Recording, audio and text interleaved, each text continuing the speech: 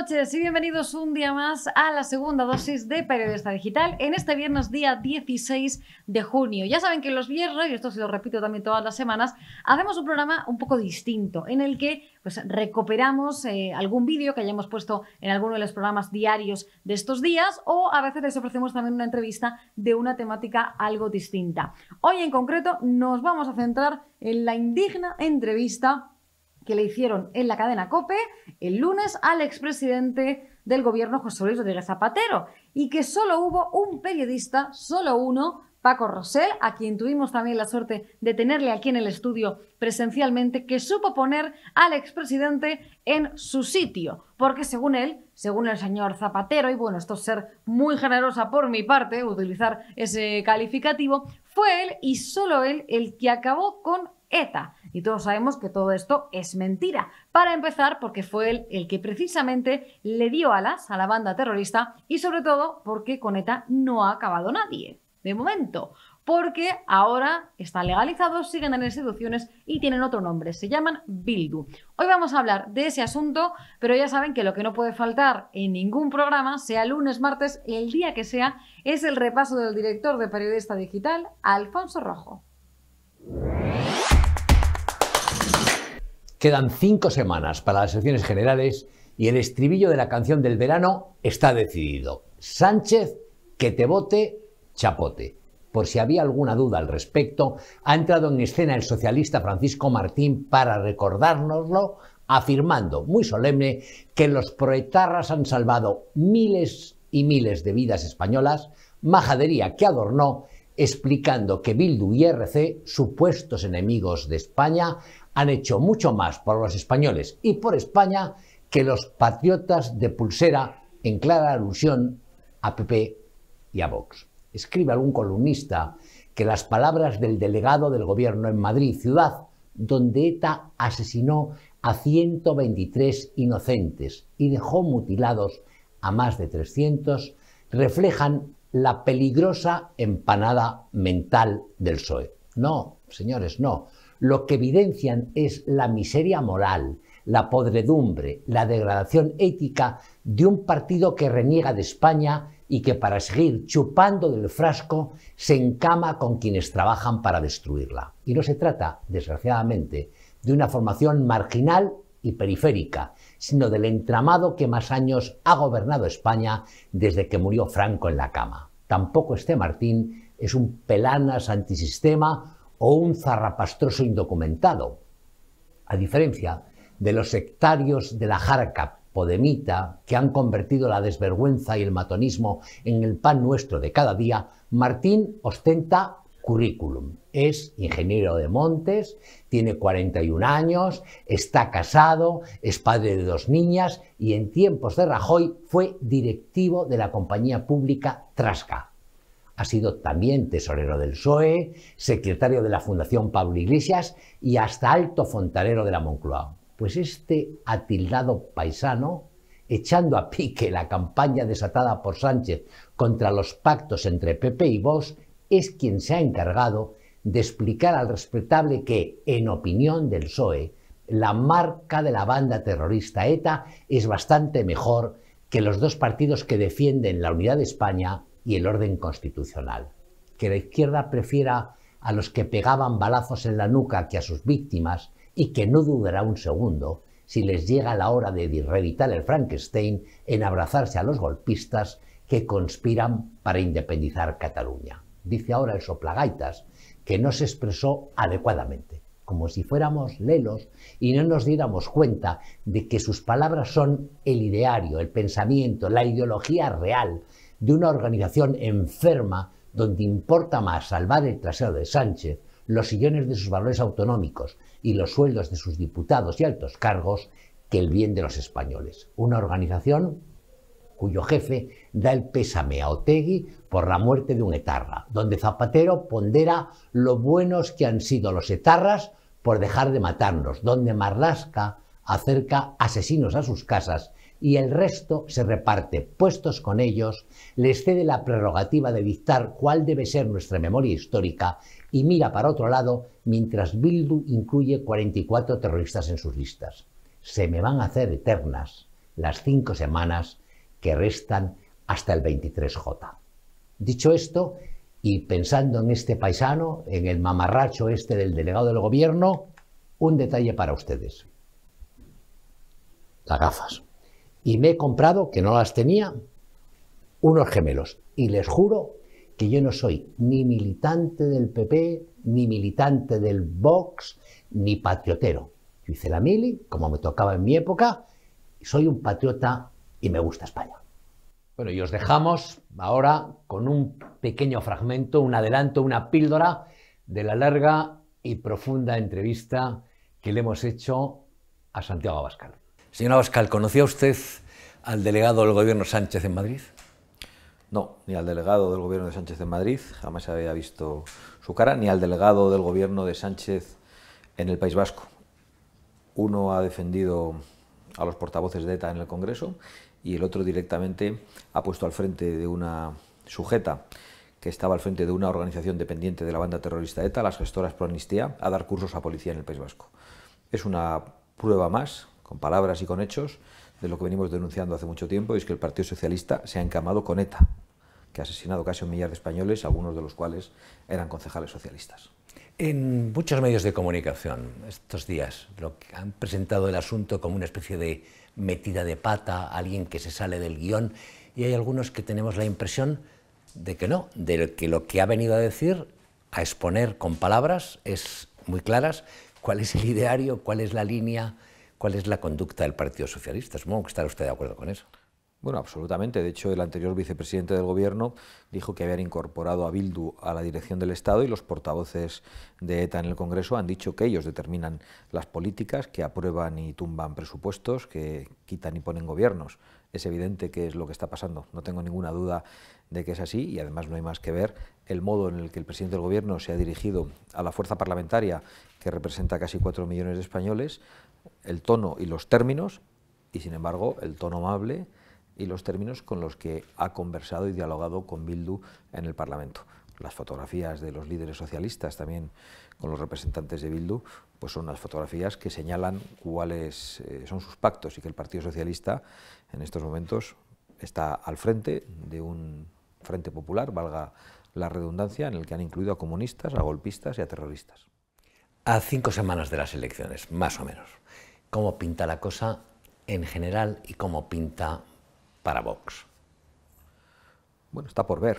Yo soy, a pesar de ser sociólogo, un gran desconfiado respecto de las encuestas, que se han convertido en máquinas de propaganda política, con los tezanos de izquierdas y los tezanos de derechas, pero lo cierto es que yo creo que los españoles han demostrado en estas elecciones que quieren construir una alternativa, y ya hay una mayoría social distinta de la mayoría política que hay en el Congreso. Yo confío que el día 23 de julio los españoles expulsen a la oposición durante mucho tiempo al presidente que ha hecho tanto daño a España y que llegó mintiendo a los españoles. Es algo que yo no voy a dejar de recordar en ninguna intervención, porque me parece lo más grave que ha podido ocurrir, y que además llena de ilegitimidad cualquiera de las decisiones tomadas durante esta legislatura, porque no son las decisiones soberanas del pueblo español, sino que son las decisiones de un autócrata que ha mentido a los españoles sobre sus pactos y sobre sus intenciones.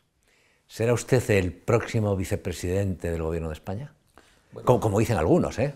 Lo dicen la izquierda, la derecha, lo dicen en Moncloa, lo dicen los medios de comunicación afines al sanchismo, incluso los que no son tanto. Le ven a usted como el próximo vicepresidente. Bueno, esto no es Estados Unidos, yo no me presento en un ticket, de hecho yo me presento a la presidencia del Gobierno de España. Los españoles decidirán si nos dan la mayoría parlamentaria suficiente para poder llegar a la presidencia del Gobierno, si hay un acuerdo de coalición con otra fuerza, que en el caso de que esa fuerza quiera construir una alternativa y estamos en otra posición, o si tenemos que seguir en la oposición. Eso lo decidirán los españoles, y nosotros aceptaremos, como siempre hemos hecho, el veredicto de las urnas. Miren, María Jesús Montero, ministra de Hacienda y vicesecretaria general del PSOE, asegura, textual, que PP y Vox se presentan a las elecciones generales, a las del 23 de julio, bajo el mismo ticket electoral, porque son indistinguibles. ¿Se parecen ustedes tanto al PP? Así que vamos a recordar ese momento, ese indigno momento en la cadena COPE, que fue básicamente el señor Zapatero a dar allí su mitin político, una entrevista que fue un blanqueamiento, esto es una opinión mía, bastante vergonzosa, y como Paco Rosell le puso las cosas claras. Lo vemos. Yo vamos a ver, si incurrir en la descortesía y menos en la falta de talante, permítame, presidente, que le haga dos reproches. Decir que el proceso está enterrado cuando estaba enterrado es cuando usted puso en marcha que aceptaría cualquier estatuto que vino de Cataluña, que ni siquiera el nacionalismo quería una reforma estatutaria. Entonces sí es que estaba enterrado el proceso.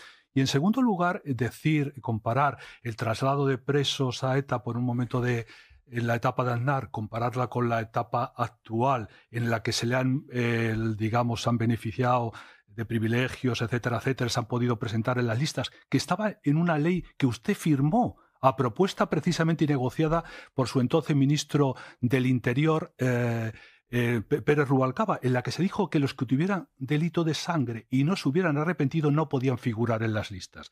Es que, y sobre todo, permítame, una cierta impudicia. Es decir que ETA ha desaparecido por usted me parece un abuso de una posición dominante, abandonando el trabajo de policías, de fiscalías, etcétera, etcétera. Cuando usted firmó con Aznar un pacto antiterrorista mientras enviaba a algunos de sus miembros de sus partidos a negociar con ETA. ¿No parece realmente que no se corresponde con la realidad ese gesto que usted está diciendo y con el reconocimiento a un éxito que en cualquier caso sería un éxito de España y de muchísima gente que ha dado su vida, y no solamente su vida, que ha tenido que salir del País Vasco en número de 180.000, que permite el cambio electoral ahora mismo? Pero usted no ha escuchado o no quiere escuchar, no, yo lo he escuchado perfectamente. O quiere decir, he reconocido aquí el éxito 50 veces de la sociedad española, de la policía, de la Guardia Civil, de todos los demócratas, de que estábamos unidos.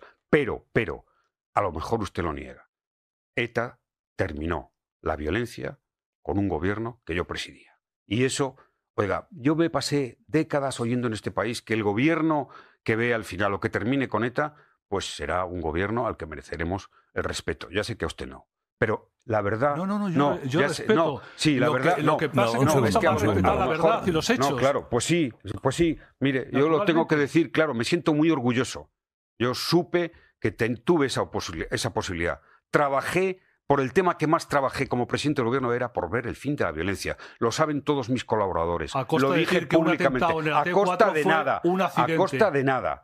A costa de nada. Tenga un poco de seriedad en la vida. No, yo tengo un poco de seriedad. Bueno, señor presidente, no puedo olvidar los porque hechos. no entregué nada, no cambié una ley, no di un indulto, nada. Nada, de nada, de nada. Y me siento muy orgulloso y además añado. Es el orgullo de todos. Ya sé que para algunos nunca lo será, mientras el Partido Socialista haya tenido algo que ver con ese señor final. Presidente, me quedo sin porque claro, fíjese que hora es. Y él me hubiera hablando de indultos, yo sé que estaba usted a favor de los indultos que se le dieron a los delincuentes, los golpistas del procés, pero cree que de alguna manera eso puede costarle todavía a estas alturas votos a la candidatura del señor Sánchez. Pues sí, estaba y estoy completamente de acuerdo. Creo que fue una medida de pacificación y eso es política. Y hoy está Cataluña mucho más pacificado y el proceso, que por cierto aquí se ha dicho semejantes tonterías sobre el estatuto y el proceso no había proceso ha llegado... Yo lo he respetado en todo momento y por tanto respetaría pero que usted también respetara, aunque fuera un modesto periodista, un modesto ciudadano, tiene tanto derecho a ser respetado como un expresidente del gobierno. Respeto, pero Y ya saben que estamos ya en el veranito, el calorazo que ha hecho, por cierto, estos días en Madrid. Bueno, que ha hecho y que está haciendo y lo que nos queda todavía por pasar. Y ya saben que pues en estas fechas toca cuidarse. Nosotros les damos ese consejo que nunca les daría la señorita Ángela Rodríguez Paz.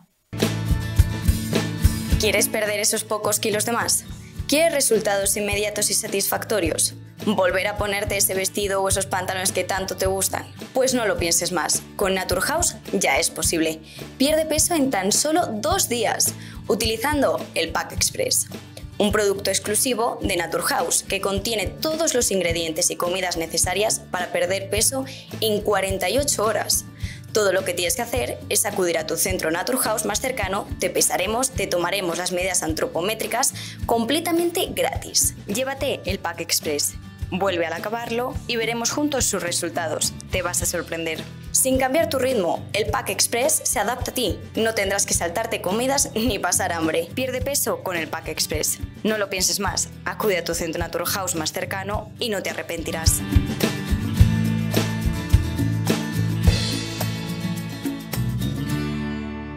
Evidentemente, a esa entrevista a José Luis Rodríguez Zapatero hubo muchísimas reacciones, tanto políticas como también desde los medios de comunicación. Otra periodista que le dijo las cosas también bien claritas fue Ana Rosa Quintana. La precampaña se ha convertido en la política del yo-yo. Es una guerra de egos que transcurre entre el yo y el superyo. Sánchez planteó las municipales y autonómicas desde el yoísmo como un plebiscito. O yo o Feijóo. De cara a las generales se emplea la misma estrategia, pero ha decidido incluir a más egos. En esta política del yo-yo ahora aparece la vicepresidenta económica. El presidente presenta a Calviño como a una gurú de la economía bajo el lema Nadia o nadie. Pero nadie conoce a nadie en las tripas del PSOE, porque ni es afiliada, ni militante, ni siquiera va en las listas del partido. Sin embargo, da un mitin desde Ferraz retando a otro cara a cara a quien se haga cargo de la política económica del PP. Claro, la pregunta es ¿en calidad de qué se presentaría Calviño a este debate? Ni siquiera es candidata. ¿Se presentaría como la motera que pilota la moto de la economía española? ¿Explicará por qué Sánchez dice que peligran los fondos europeos si gana el PP? En realidad nos están vendiendo la moto de la economía en el único país grande, junto a Italia, al que el Banco Central Europeo sigue comprando deuda. Peligran los fondos, pero han tenido que venir de Europa para investigar en qué los estamos gastando. Para rematar, volviendo al yo-yo, pasamos del yo al superyo de Zapatero, asegurando que ETA desapareció gracias a él y no a la lucha de 40 años de democracia. Y más política del yo-yo, Yolanda Díaz. Yolanda ningunea a Irene Montero respondiendo a su no inclusión en las listas. España quiere que hablemos de sus problemas. Lo demás no tiene demasiado interés. Vamos a ver. Si no tiene ningún interés, ¿por qué a usted solo le interesan los nombres de las listas? Y sobre todo, le interesa no dar ni una sola explicación a sus votantes. Quizá por eso Díaz ha fichado al embajador de España en la ONU, para que ejerza de casco azul en la guerra encarnizada que mantiene Sumar con Podemos. Menos mal que son pacifistas. La guerra de egos continúa. España estaba pidiendo un gran acuerdo y lo hemos hecho. Y como les decía, si tenemos que hablar de quién le ha dicho las cosas claras a José Luis Rodríguez Zapatero, fue Paco Rosell. Tuvimos la suerte de tenerle aquí en el plató. Yo estuve hablando con él un buen rato de este y otros asuntos, también pues de las expectativas, ¿no?, que hay de cara a las elecciones del 23 de julio, de los pactos entre el Partido Popular y Vox. Y hoy queremos recuperar esa entrevista para quien no la haya podido ver y se la haya perdido. Así que vamos con ella. Paco Rosell, bienvenido. Muchísimas gracias por estar aquí. A vosotros muchas gracias por invitarme. Además, bueno, te lo he dicho fuera de antena, pero sí, también te lo repito aquí, enhorabuena también pues, por esa intervención, ¿no?, que tuviste en esta entrevista y por poner en su sitio también a Zapatero. Bueno, yo creo que fui hijo de las circunstancias, ¿no? Yo creo que evidentemente los disparates que estaba diciendo el presidente Zapatero no tenían ningún sentido y no se podían tolerar. Es decir, apropiarse indebidamente del fin del terrorismo y de ETA de la forma tan impúdica como yo le dije que se había hecho, no tiene ningún sentido. Es una desconsideración para, bueno, en fin, primero para las víctimas, para los que han tenido que salir del País Vasco, para la labor de la policía, de los fiscales, de los jueces, de los españoles en su conjunto, para que él viniera a arrogarse un mérito que no le corresponde a él y en base a unos principios y a unas justificaciones que no tienen sentido. Esto de que no se ha producido cesiones con respecto a ETA, cuando él ha protagonizado las principales cesiones con respecto al terrorismo de ETA, primero blanqueándolo, luego legitimándolo y luego convirtiéndolo en un actor político, porque lo que está haciendo Sánchez es continuar la política de Zapatero, que se vio interrumpida por la crisis financiera que le obligó a salir del gobierno. Pero es la misma política continuada, que tuvo un primer hito con la célebre el Pacto del Tinel, que suponía dejar fuera del juego político al partido entonces mayoritario, que era el Partido Popular, y a todo el centro derecha español, aliarse con los independentistas y aliarse con Bildu. Esa es la misma estrategia que luego ha tenido la conformación de la llamada Alianza Frankenstein por parte de Pedro Sánchez. Pero es el mismo proceso. Tanto Zapatero y Sánchez han seguido la misma política interrumpida por la crisis financiera del 2008. Una de las cosas que también comentaba en el programa de ayer, aparte de todo lo que tú has dicho respecto a lo que comentó Zapatero, es que la primera mentira, en mi opinión, es que no se ha derrotado a ETA, porque yo siempre digo también en este programa, también lo he comentado alguna vez cuando he compartido plato contigo, a ETA no se la ha derrotado, sino que ha cambiado de nombre y ahora se llama Bildu, está en las instituciones. No sé qué te parece a ti eso. Bueno, hay una vieja definición de Clausewitz diciendo que la política es la guerra por otros procedimientos. Aquí lo que está haciendo es el terrorismo por otros procedimientos. Es verdad que no mata, pero es verdad que se le ha entregado la gobernación de España. No solamente se ha incorporado a la gobernación de España, se le ha entregado políticas esenciales, como es la memoria democrática de este país, incluso prolongándola hasta el año 83. Es decir, aquellos que intentaron impedir la llegada de la democracia,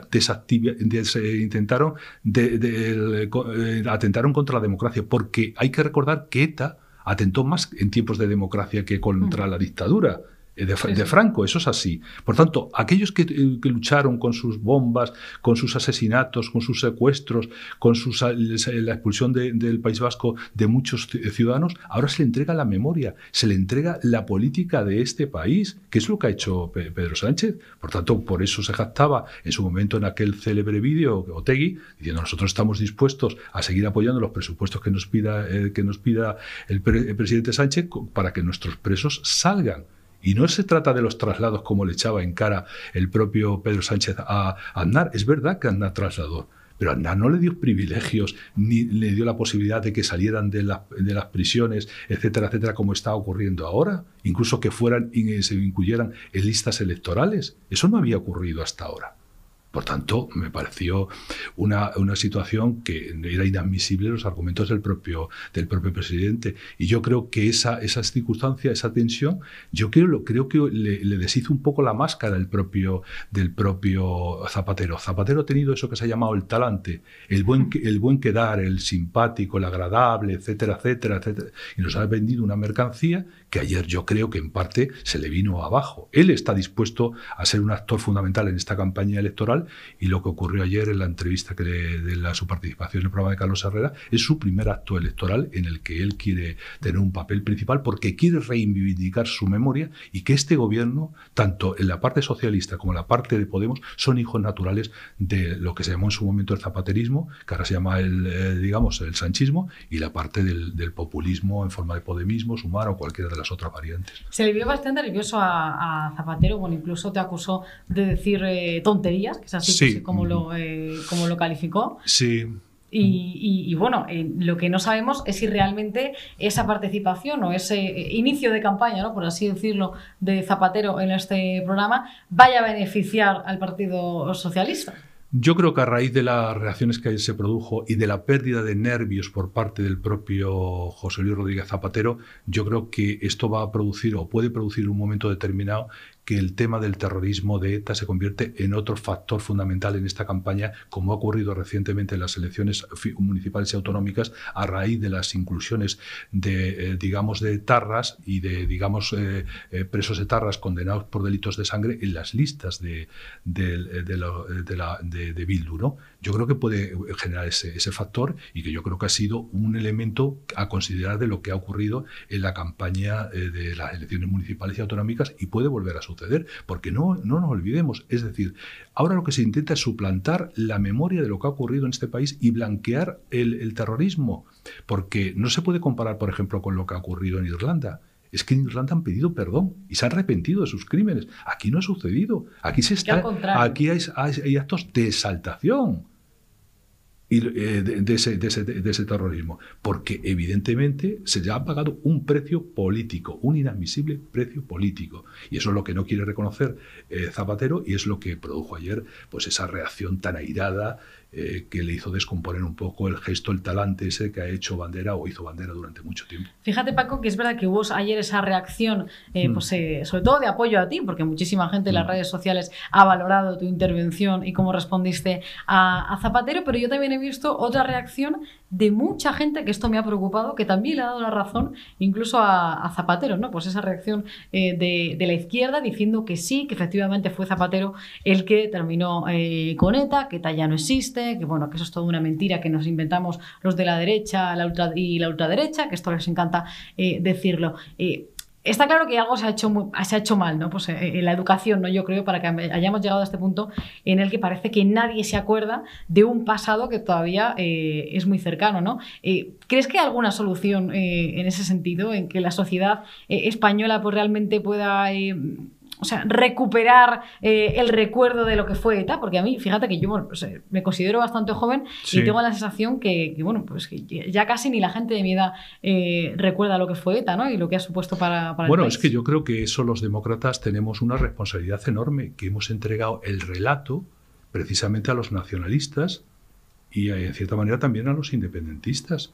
Es decir, hace algunos años una cadena de televisión, creo que fue Antena 3, hizo un reportaje con motivo de un aniversario de la liberación del Zulo de Ortega Lara en Burgos, y la gente no sabía quién era Ortega Lara. No sabía quién era Ortega Lara. Sin embargo, en el País Vasco todo el mundo sabe los etarras, y además son blanqueados como si fueran gudaris, como si fueran héroes. Los asesinatos se convierten en héroes y las víctimas justo lo contrario. Y eso es una responsabilidad, porque aquí no hemos dado la batalla de las ideas, la batalla del relato, la batalla educativa. No hemos enseñado. Es decir, tenemos una fiscalía que está entregada ahora a reivindicar la memoria de la guerra civil continuamente, pero estamos destinando partidas, millones y millones, a temas de la guerra civil, que era un tema absolutamente superado, donde se había producido una reconciliación a todos los efectos, y se está reabriendo. Esa también es la política del propio Zapatero, que está siguiendo, lógicamente, el propio Sánchez, porque a diferencia de lo que fue Felipe González aprendió la lección de lo que fue la guerra civil. Y no quiso reabrir eso, ni muchísimo menos. Entendió que era una etapa de reconciliación, como había hecho el Partido Comunista en el año 56 con su célebre manifiesto de la reconciliación nacional. Sin embargo, ahora se está dando vuelta a esto. Junto todos esos millones que se están destinando, todas esas partidas, todos esos chiringuitos, organizaciones que viven de eso, al contrario, no dedicamos prácticamente nada a recordar lo más reciente. Por tanto, se entiende que aquellos que son, como diría Borges con respecto a lo que decía de los peronistas, que eran incorregibles, los incorregibles y fanáticos de la izquierda, pues todo lo que le diga Zapatero, pues lo van a dar por bueno, pero porque hace una dejación de una mínima memoria de lo que ha ocurrido. Yo siempre recuerdo la célebre, la madre de los Pagaza, ¿no? Aquello que le dijo a Pachi López, haréis cosas que no era la sangre. Y esto es lo que está ocurriendo. Estamos viendo cosas que no se da la sangre y que no estamos teniendo la reacción ciudadana. Insisto, si no hay reacción ciudadana, no hay nervio democrático. Y la democracia no se defiende por sí misma, se defiende precisamente a través de estos procedimientos. Ya la democracia no se destruye por un golpe de Estado, etcétera, etcétera, sino socavando y por las tomas de las instituciones, que es otro de los procesos que inició el propio Zapatero y que Sánchez lo está llevando. Pues estamos viendo lo que ocurre con el Tribunal Constitucional, con muchas instituciones, o el papel lamentable del Parlamento, que en lugar de controlar al Ejecutivo, es controlado por el Ejecutivo, es una prolongación del Ejecutivo, y muchos más, lo que ocurre con la Fiscalía, ¿de quién depende la Fiscalía? Etcétera, etcétera. Pues estamos en un deterioro de nuestras instituciones, de los cuales forma parte pues ese olvido de la labor fundamental, porque yo insisto, aquellas víctimas del terrorismo, ya fueran víctimas asesinados o con cualquier otro sufrimiento que hubieran padecido, no lo fueron por lo que eran, sino por lo que representaban. que la defensa de la democracia. Por tanto, debíamos tener ese cuidado y ese cultivo de esa memoria. Hablando de esa ley de memoria democrática, precisamente este lunes el gobierno retomó las exhumaciones en el Valle de los Caídos en plena pre-campaña electoral, ¿no? ¿Está volviendo a sacar Sánchez el comodín de Franco para poder conseguir más votos en las próximas elecciones del 23 de julio con esto? Eso lo hace constantemente, insisto, él busca siempre la polarización, la división, el enfrentamiento. Partido Socialista, después con Felipe González fue un partido que buscó las amplias mayorías, los amplios respaldos. Volvemos a un Partido Socialista que busca el escoramiento hacia la izquierda, las alianzas con las pequeñas minorías, etcétera, etcétera. Y es una radicalización que vemos. Es decir, es como si la etapa del Partido Socialista desde Suresnes hasta Zapatero pues hubiera que enterrarlo y recuperar el PSOE de la guerra civil, ¿no? El del periodo final, que fue un partido que desgraciadamente fue muy responsable de que aquel régimen de la República pues naufragara y terminara en una guerra civil. Y eso, lejos de aprenderlo, pues lo estamos repitiendo los mismos errores. Y eso es lo que de ellos son representantes pues tanto Pedro Sánchez como el propio Zapatero. Y por eso se entiende que Zapatero quiera participar en esta campaña para reivindicarse y para seguir avanzando en el proyecto, en alianza con las minorías independentistas y con Bildu, que eso es lo que late en el fondo de la intervención del otro día en la cadena COPE, ¿no? Volviendo a la actualidad, la noticia del día es que finalmente ha habido un pacto de gobierno en la Comunidad Valenciana entre el Partido Popular y Vox. Teníamos algunas dudas porque en las últimas horas había unas declaraciones, por ejemplo, de Borja Semper diciendo que había una línea roja, ¿no?, en la Comunidad Valenciana, que era que estuviera Carlos Flores, y finalmente no va a estar en ese gobierno, sino que va a ir en las listas de Vox en el Congreso de los Diputados. ¿Sienta esto un precedente para los próximos gobiernos que están todavía por formar? ¿Cómo valoras también la formación de ese gobierno, ese pacto entre el PP y Vox? Pues a mí me parece que es una decisión de madurez. Es decir, lo que no tenía ningún sentido es que tanto por el Partido Popular como de Vox, fundamentalmente por el Partido Popular, le comprara el relato y el marco del relato de la izquierda. Ese relato se ha visto roto lo que ha ocurrido en las elecciones municipales y autonómicas. ¿Cuál ha sido la única comunidad donde han gobernado juntos el Partido Popular y Vox? Castilla y León. ¿Dónde han crecido el Partido Popular y Vox? En los dos sitios. ¿Dónde han conseguido alcaldías importantes como Valladolid, Salamanca, etcétera, etcétera? Pues en los dos partidos. Es decir, el electorado tiene superado eso. Pero si tú le compras el relato a la izquierda, pues lógicamente cometes torpezas como la que se cometió en Madrid. Es decir, la estrategia de Vox en Madrid fue una estrategia suicida, que se la ha penalizado. Si tú intentas desestabilizar e imposibilitar el gobierno de la alcaldía del Partido Popular de Almeida o de Isabel Díaz Ayuso, no aprobándole los presupuestos o no aprobándole determinadas leyes, haciéndole oposición desde dentro, pues tu electorado te va a penalizar, porque tu electorado lo que plantea es un gobierno, dos formas de ver la derecha, dos formas de ver el espacio del centro, desde el centro derecha, posiciones más a la derecha, y dar una alternativa a lo que está ocurriendo. Una izquierda que no es la izquierda que hemos conocido durante años, es una izquierda que está produciendo un proceso de ruptura con la Constitución, de ruptura con el propio sistema democrático, y eso debemos ser conscientes, y el que no lo quiera ver es porque está ciego. Entonces, en esas condiciones de auténtico cambio de régimen que se está operando, si el centro derecha, tanto en el Partido Popular, Vox o en su momento lo que pudo representar Ciudadanos, no son conscientes de que esa es la prioridad de sus gobiernos, se equivocaría. Aparte de eso, también hay muchas cuestiones de la gobernación de esas comunidades, donde se han hecho auténticos disparates o se han hecho políticas, como en el caso de Valencia o en el caso de Baleares, que es el patio trasero del nacionalismo. El pancatalanismo se está extendiendo por Valencia, con las políticas de la lengua, políticas de educación, o por Baleares. Es que el independentismo es como esos aviones, no se paran. Cuando consigue su objetivo en su territorio, busca el expansionismo. ¿Y cuál es el expansionismo? La excusa es la lengua. Eso lo vivimos en el avance del nazismo fue ese. Es decir, primero la extensión, ¿en qué países limítrofes hablan alemán? Esa fue una excusa. La siguiente fue otra.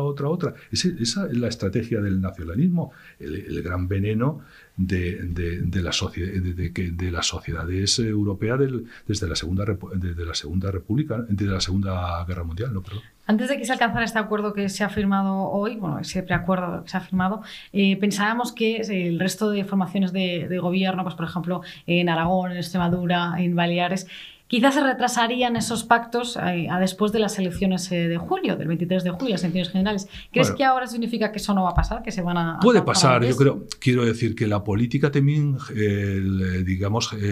obliga a una cierta inteligencia a la hora de gestionar los momentos. La política, decía Churchill, que el tiempo es más importante en política que en gramática, ¿no?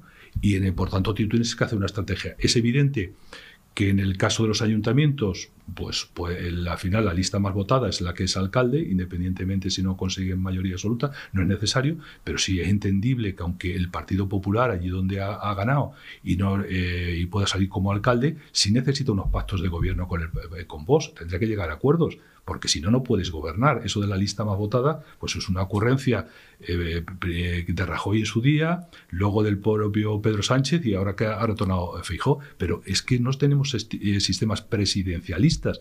Nosotros lo que elegimos es un cuerpo electoral. Elegimos diputados para que elijan al presidente o elegimos concejales para que elijan al alcalde. Entonces yo entiendo que eso se puede hacer y luego, bueno, como los procesos en las autonomías pues van más dilatados, constitución del Parlamento, pues a lo mejor en algún caso se puede dilatar a que se celebren las elecciones. Pero yo no lo veo necesario y no creo que tuviera que tener tanto el PP como Vox esas cautelas, porque su electorado lo entiende perfectamente. Lo entiende perfectamente. Y ya aquellas alertas, que no es nada nuevo, esto las alertas fascistas, cuando consiguió, formar gobierno en Andalucía con el peor resultado que había obtenido entonces el Partido Popular hace 5 años, Juanma Moreno, tanto Podemos como el Partido Socialista de Yolanda Díaz convocaron manifestaciones en las puertas del Parlamento de Andalucía para impedir que fuera elegido presidente de Andalucía Juanma Moreno, trayendo autobuses de toda Andalucía. O sea, eso no es nuevo. ¿Qué ha ocurrido? Pues en Andalucía hemos pasado de eso a una mayoría absoluta. Por tanto, no nos creemos el relato, los fantasmas que nos crea ciertos opinadores o una cierta izquierda que intenta extenderlo, que solamente tiene éxito si tú los interiorizas. Si tú no los interiorizas, no tiene ninguna vía de prosperar. Sin embargo, ellos siguen obsesionados con promover esa alerta antifascista, ¿no?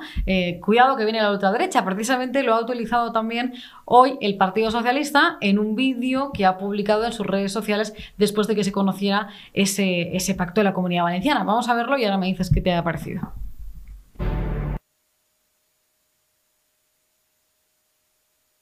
Y desde luego cualquier persona que haya sido condenado por violencia, en este caso violencia machista, usted entenderá que para nosotros es una línea roja,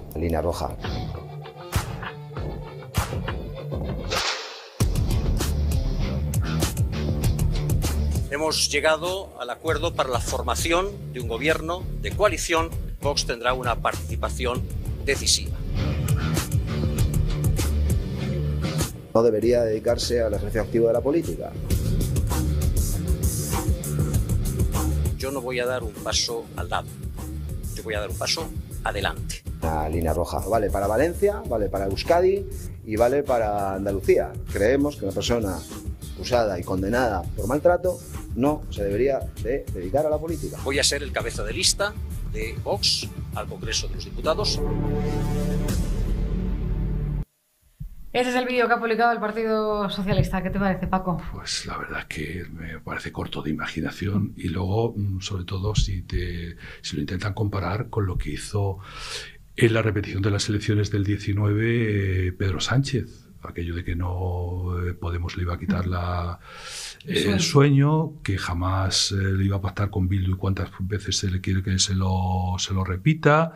Es decir, todo lo que voy a agravar el delito de sedición, voy a recuperar que la convocatoria de referéndum sea un delito, sea penalizable, etcétera, etcétera. Todo eso ha sido. Es decir, con ese crédito, ¿cómo tú vas a vender este juego absolutamente ridículo, patético, de frustración? Y, hombre, yo entiendo que a lo mejor en la referencia, por ejemplo, que hace referencia al líder de Vox, yo creo que han buscado una buena solución, realmente.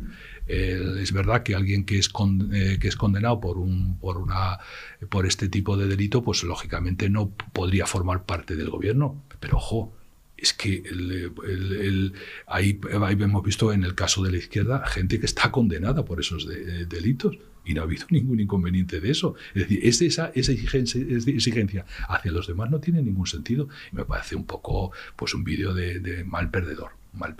Realmente no tiene ningún sentido. ¿Eso qué quiere decir?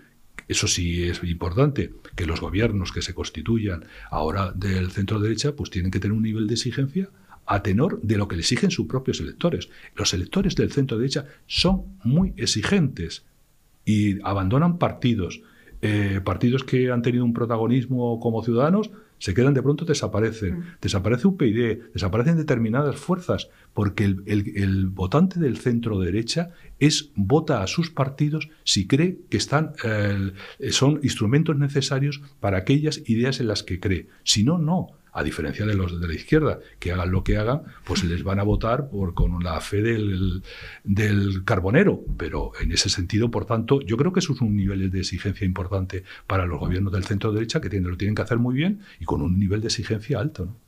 Muchísimas gracias, Paco Rosell, por estar estos minutos con nosotros. No tenemos ya tiempo para más, pero ha sido todo un placer y ojalá vuelvas pronto por aquí. Muchas gracias, Paco. Muchas gracias. Enhorabuena también por tu labor. Y con esto nos vamos. Ya saben que volvemos el lunes, como siempre, a las 8 de la tarde, en la segunda dosis de Periodista Digital. No se vayan sin darle un me gusta a este vídeo, compártanlo, déjenos un comentario, lo pueden compartir por WhatsApp, por Twitter, por Facebook.